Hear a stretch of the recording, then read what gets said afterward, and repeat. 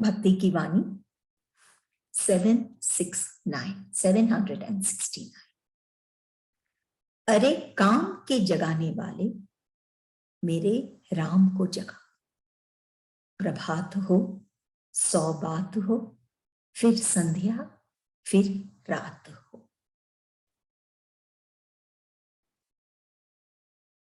क्या कह रहे हैं गुरुदेव? अरे काम के जगाने वाले मेरे राम को जगा। प्रभात हो, 100 बात हो, फिर संध्या, फिर रात हो। कि हमारे अंतर में भक्ति की वाणी भीतर की बात है कि हमारे अंतर में राम भी है और काम भी है। काम वासना, बेचैनी, और राम जो है सुकून और आनंद, आराम।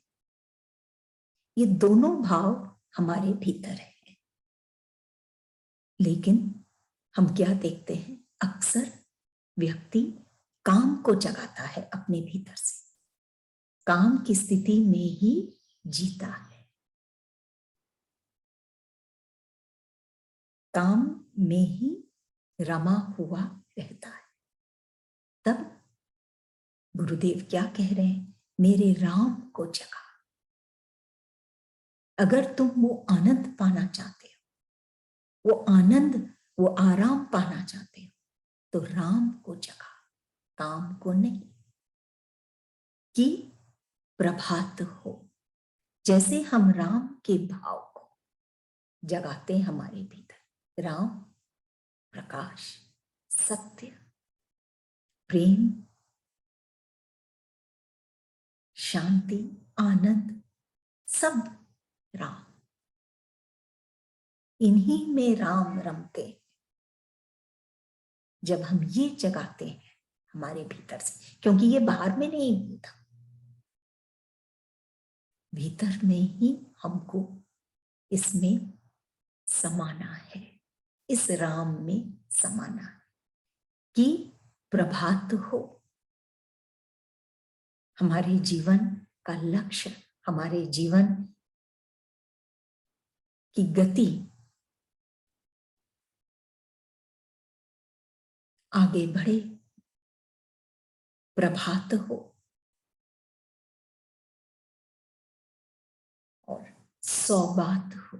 प्रभात हो, 100 बात हो ईश्वर की। जब उसी में समाया हुआ है, राम में ही, तो राम की ही बातें हो, राम का ही भाव हो, राम में ही रमा हो।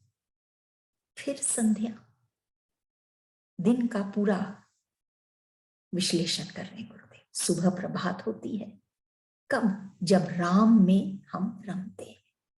नहीं तो सुबह होती तो है, सूर्य उदय तो होता है, लेकिन फिर भी अंधकार। वो काम के कारण, वो वासना इच्छाओं के कारण, वो एक्सपेक्टेशंस के कारण, वो संसार के कारण, वो बाहरी दृष्टि के कारण। और फिर संध्या होती है, फिर राम के भाव, राम में ही रमना है। फिर रात, कि अंधकार रात है, लेकिन उसमें भी राम साथ है। कैसे भी वो राम को पाना चाहता है।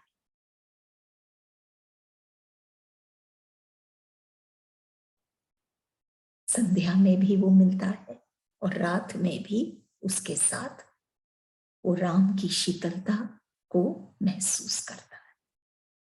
हम देखते हैं, अगर हम पशु पक्षियों की बात करें, जानवरों की बात करें, तो फिर वो जिस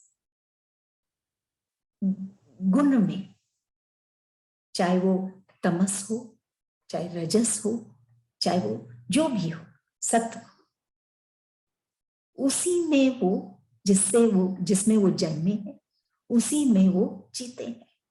वो बदल नहीं सकते। अगर उनके अंदर तमस है तो वही रहता है। लेकिन एक मनुष्य ऐसा है जो अपने भाव को बदल सकता है, काम से राम में रम सकता है।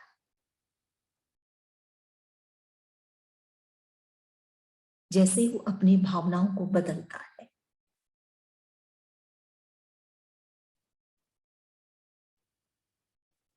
ये रजस तमस, ये सब भावों से जो काम के कारण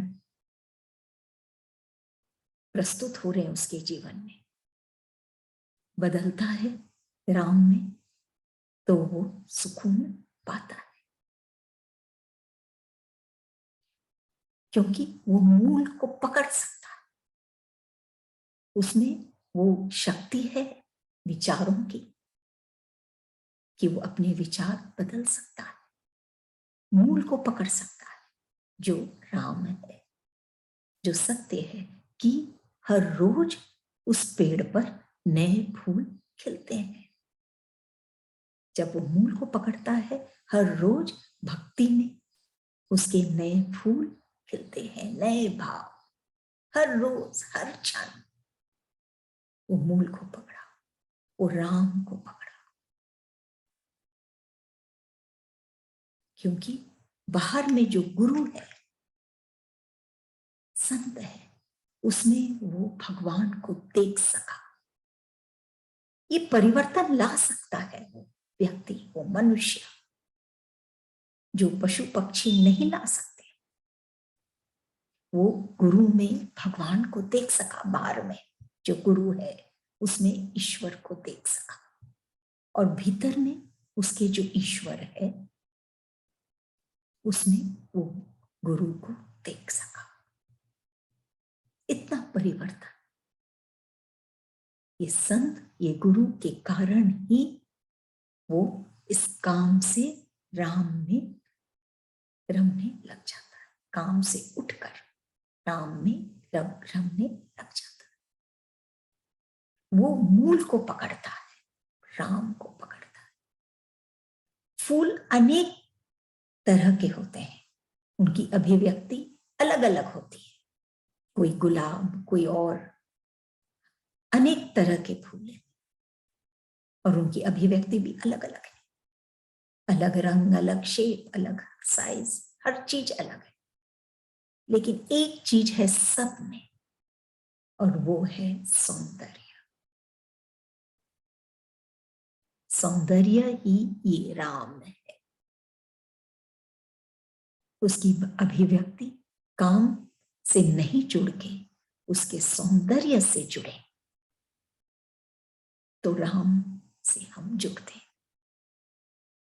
फूल ही क्यों, कोई भी चीज हम देखें, दिए अनेक दिए, कोई छोटे कोई बड़े दीपक, लेकिन कॉमन प्रकाश है, और यही प्रकाश राम है।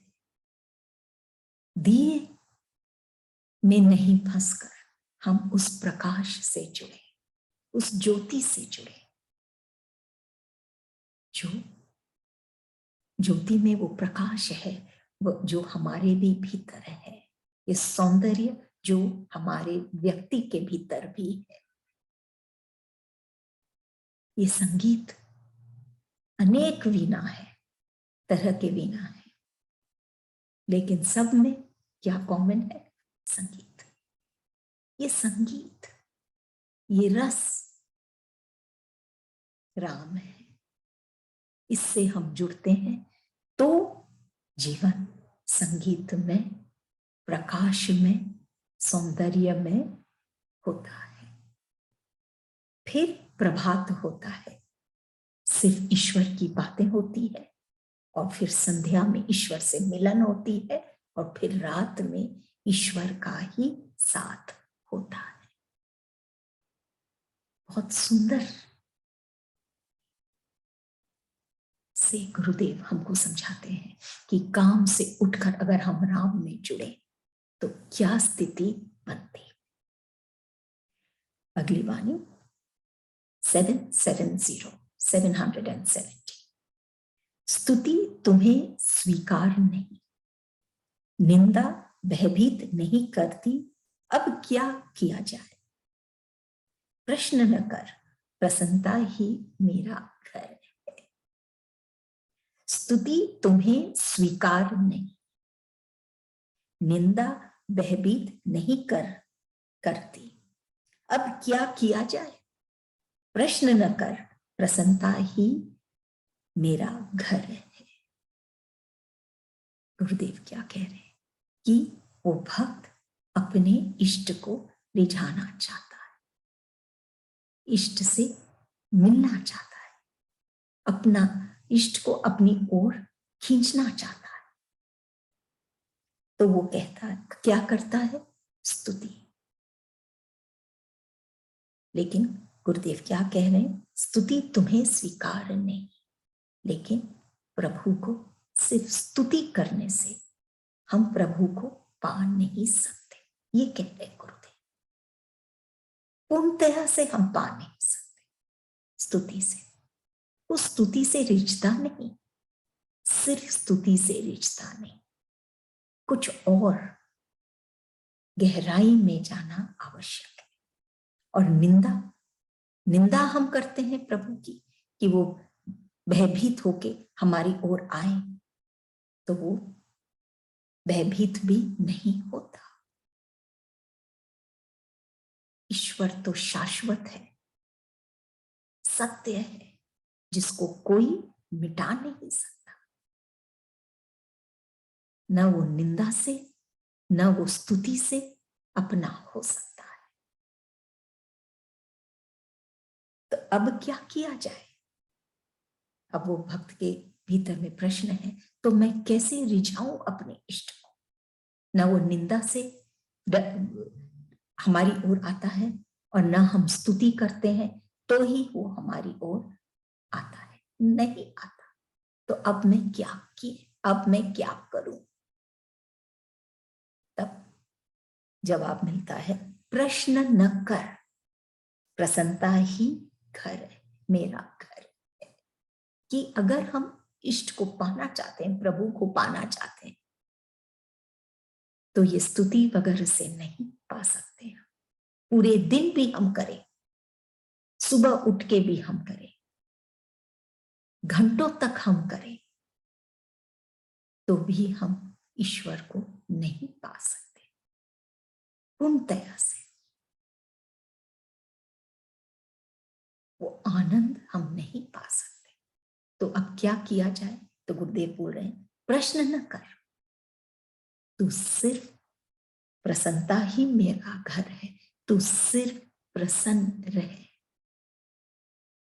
मेरे साथ जुड़कर हमेशा प्रसन्न रहे, ईश्वर का अनुभव करके प्रसन्न रहे, तो वो ईश्वर को पाता है। फिर उसके मन में यही आता है कि जो भी हुआ अच्छा ही हुआ। सिर्फ स्तुति तो सिर्फ मुख से की जाती है, लेकिन प्रसन्नता दिल से और भीतर की बात है, और गहराई की बात है। तभी वो ईश्वर मिलते हैं। जो भक्त प्रसन्न रहता है,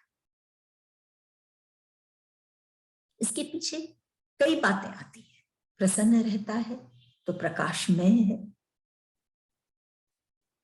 वहां कोई शक कोई शंका ईश्वर के प्रति कुछ नहीं, कि जो वो कर रहा है सही कर रहा है। एक दृढ़ता, एक विश्वास, ये सब वो एकत्रित करता है जब वो प्रसन्न रहता है। और ऐसी ही स्थिति में वो ईश्वर को पा सकता है। निंदा भयभीत नहीं करती, अब क्या किया जाए। प्रश्न न कर, प्रसन्नता ही मेरा घर है। कि जिसका हृदय प्रसन्न है वहीं पर ईश्वर बसते हैं।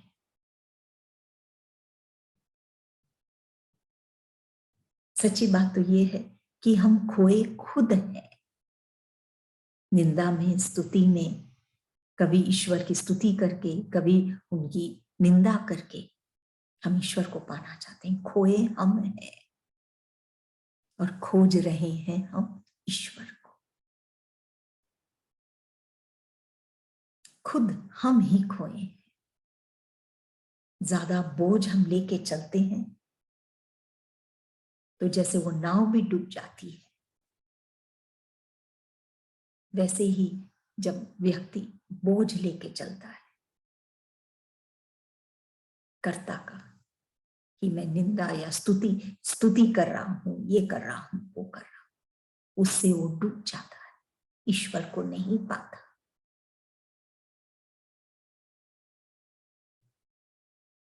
क्योंकि संसार में हम देखते हैं जो डूब जाता है वो मर जाता है, लेकिन जो ईश्वर के भावों में डूबता है,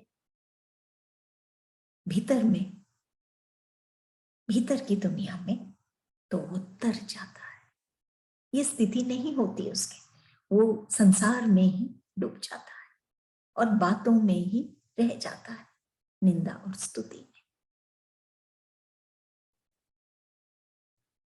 हमको अपना दृष्टि बदलना होगा। सिर्फ स्तुति करके हम ईश्वर को नहीं पा सकते। हमको प्रसन्न रहना है। वो स्टेज जो है निंदा की, स्तुति की, वो उससे ऊपर उठना है। आवश्यक नहीं है निंदा और स्तुति, उससे हमको उठना है, हमको प्रसन्न रहना है, क्योंकि वो एक ऐसी स्थिति है जहां पे विश्वास अटल है, प्रेम है। वही भक्त प्रसन्न है। और वहीं पे जैसे गुरुदेव कह रहे हैं, प्रसन्नता ही मेरा घर है, वहीं पर वो प्रभु को पाता है अपने हृदय के आसन पर। प्रसन्नता भी वहीं, और वहीं पे ईश्वर बसते हैं। अगली वाणी 771 समझ न पाया प्राणी स्तुति में निंदा करता है, जिसे साथी समझा वही साथ नहीं देता, बातें बनाता है। तुम तो प्राणों के साथी हो, फिर साथ दो कि सब बातें साफ हो। समझ न पाया प्राणी स्तुति में निंदा करता है, जिसे साथी समझा वही साथ नहीं देता, बातें बनाता है। तुम तो प्राणों के साथी हो, फिर साथ दो कि सब बातें साफ हो। एक भ्रमित इंसान,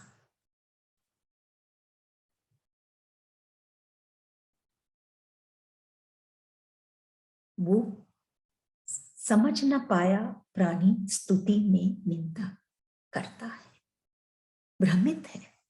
मीठी बातें कोई कर लेता है, प्रशंसा कर लेता है, तो उसको लगता है वो उसका साथी है, लेकिन समझ नहीं पाया कि इस स्तुति में भी निंदा है। वो वास्तव में उसका साथी है कि नहीं? नहीं है।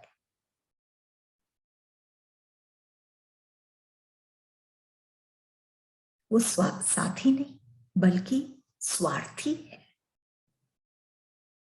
यही गुरुदेव समझा रहे हैं। स्तुति में निंदा करता है, स्तुति तो कर रहा है, प्रशंसा तो कर रहा है, लेकिन उसके पीछे भी कोई ना कोई स्वार्थ है, निंदा है। वो सच्चा साथी नहीं, वो भ्रम में फंसा है ये मनुष्य कि ये सब हमारे साथी हैं, जो उनकी थोड़ी सी प्रशंसा क्या कर ली। लेकिन गुरुदेव कहते हैं जिसे साथी समझा वही साथी साथ नहीं देता। समय जैसे चलता है उसको समझ में आता है ये बात कि जिसको मैंने साथी समझा, जिसने मेरी प्रशंसा की या कुछ दो मीठी बातें हमसे जो करता है उसी को हमने साथी समझा, लेकिन वो तो साथी नहीं है। समझा वही साथी साथ नहीं देता, सिर्फ बातें बनाता है, वो तो स्वार्थी है। तुम तो अब वो प्रभु की ओर मुड़ता है। तुम तो प्राणों के साथी हो, वह तो सिर्फ तन के इस संसार के बाहर के साथी जो कभी साथ नहीं देते। तुम तो प्राणों के साथी हो, फिर साथ दो कि सब बातें साफ हो कि तुम तो मेरे प्राणों में रहते हो। वो तो बाहर संसार में रहते हैं, लेकिन तुम तो मेरे प्राणों में रहते हो। तुम तो मेरा साथ दो। वो अपने आप को अकेला और अभाव ग्रसित पाता है, तब वो इष्ट से कहता है कि तुम तो मेरे प्राणों के साथी हो, तुम साथ दो कि सब बातें साफ हो। ये जो भ्रम है हमारे अंदर, बातें साफ, जो भ्रम है वो क्लियर हो कि सच्चा साथी कौन है। बड़ा आदमी सुने थे, सुनते हैं आज भी कि बड़ा आदमी बनना नामिक बहुत अच्छी बात है, लेकिन अच्छा आदमी बनना वो बहुत बड़ी बात है। वो तभी बनता है जब वो प्राणों के साथी को अपने साथ पाता है, कि उसका मार्गदर्शन हो और हर कदम उसका ऐसा हो जैसे प्रभु चाहता है, क्योंकि प्रभु ही उसका साथी है। वो बनता है अच्छा आदमी। नहीं तो बड़ा आदमी तो बन सकता है इस संसार में, लेकिन अच्छा तो तभी वो बनता है जब वो ईश्वर का साथ पाता है। मनुष्य बोलता है क्योंकि वो बोल सकता है, तो वो बोलता रहता है, लेकिन एक संत, एक गुरु तभी बोलते हैं जब बोलना आवश्यक है। ये सब लक्षण है जिससे उस सच्चे साथी का उसका मेल हो चुका है उस सच्चे साथी के साथ, और सारी बातें, सारा भ्रम कि ये संसार में ही सच्चा साथी है, ये सब साफ हो गए उसके भीतर, उसके विचारों में। वो ही ऐसा भक्त होता है जो अपने आप में प्रतिष्ठित होता है। वो इस संसार के साथी स्वार्थी पर निर्भर नहीं है, जिनका साथ शाश्वत नहीं, बल्कि वो ईश्वर के साथ हो जाता है, प्राणों के साथी के साथ वो मेल करता है कि सब बातें साफ हो। उसकी सोच, उसके विचार, उसके भाव, हर चीज में वो प्राणों का साथी ही झलकता है। वही इस जीवन में आनंदित होकर जीता है। अगली वाणी 772 आनंद कहते कहते जपने लगा किसे? क्या अब भी इच्छा है जपने की, तपने की? न बीती याद, न भविष्य को समझा, फिर वर्तमान के लिए रहा ही क्या? आनंद कहते कहते जपने लगा किसे? क्या अब भी इच्छा है जपने की, तपने की? न बीती याद, न भविष्य को समझा, फिर वर्तमान के लिए रहा ही क्या?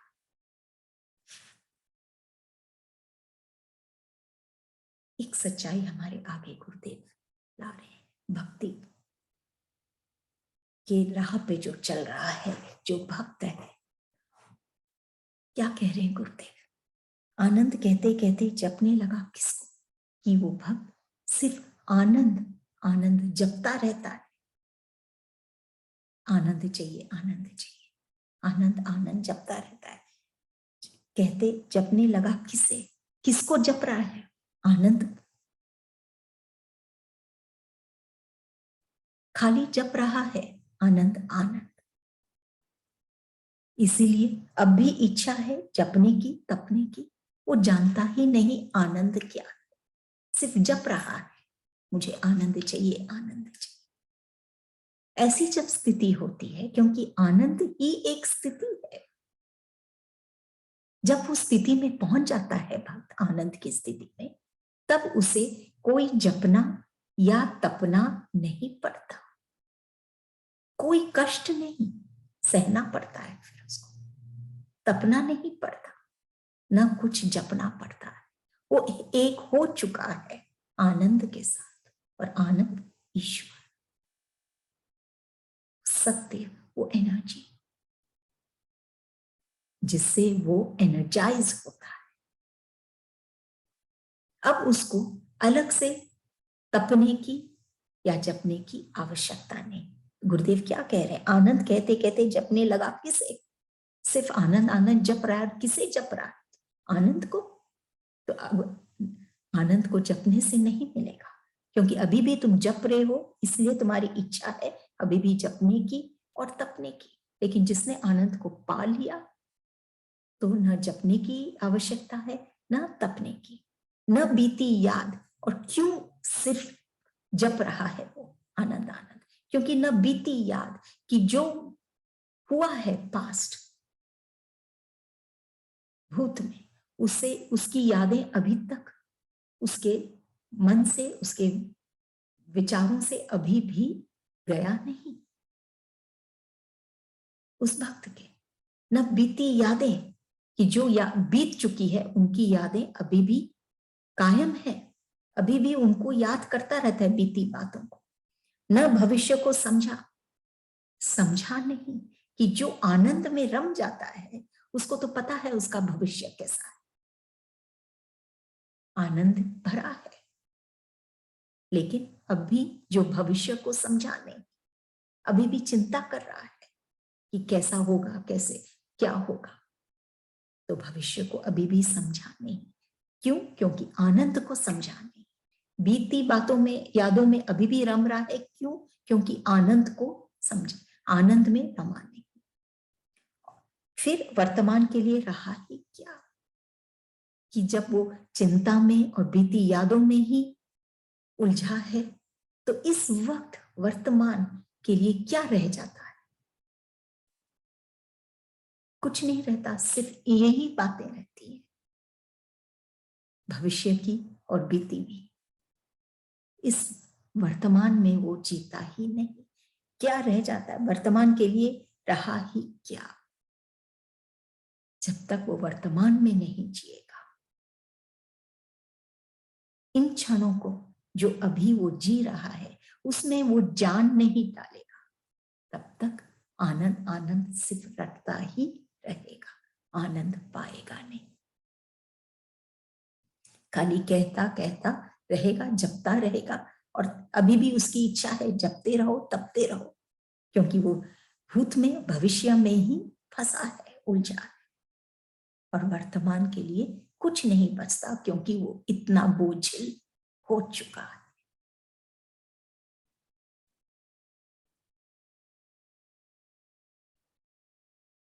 आनंद तो एक बूंद भी अगर हम प्रेम का पा जाते हैं,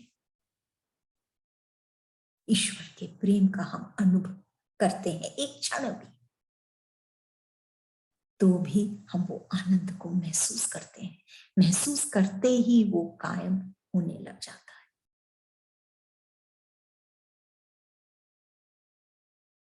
एक बार हम देखते हैं, संसार में भी हम ये बात देखते हैं कि एक बार जिनको हम बहुत सालों से देखे नहीं है, एक क्षण जब हम मिलते हैं उनसे, तो ये सालों का जो फासला है वो एक क्षण में ही मिट जाता है। ऐसे ही एक प्रेम की एक बूंद ही काफी है, जो वो प्यास, प्रेम का जो प्यास है, ईश्वर को पाने का जो प्यास है, वो एक बूंद ही काफी उस प्यास को बुझाने के। न जपने की आवश्यकता, न तपने की आवश्यकता, न बीती हुई यादों में जीना है और न भविष्य की चिंता करना। तब हम उन क्षणों को जी पाएंगे जो अभी इस वक्त हम जी रहे हैं, और वही आनंद है। ये क्षण अगर हम आनंद नहीं पाएंगे तो कल भविष्य की चिंता में हम कैसे पाएंगे?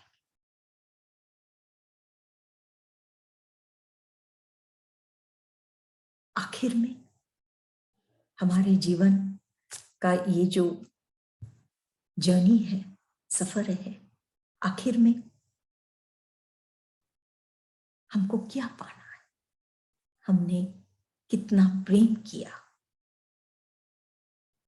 ये आवश्यक है। दो, जो हमारे लिए निरर्थक था, उसको हम कैसे सहजता से छोड़ पाए, ये आवश्यक है। कि और हम कितनी नम्रता से जिए, जेंटली, ये आवश्यक है। ऐसे हम जीते हैं नम्रता से, निरर्थक बातों को हटा के और प्रेम करके, तो हम वो आनंद को पाते हैं इस जीवन के सफर में। नहीं तो आनंद आनंद जपते रहेंगे, तपते रहेंगे, लेकिन आनंद नहीं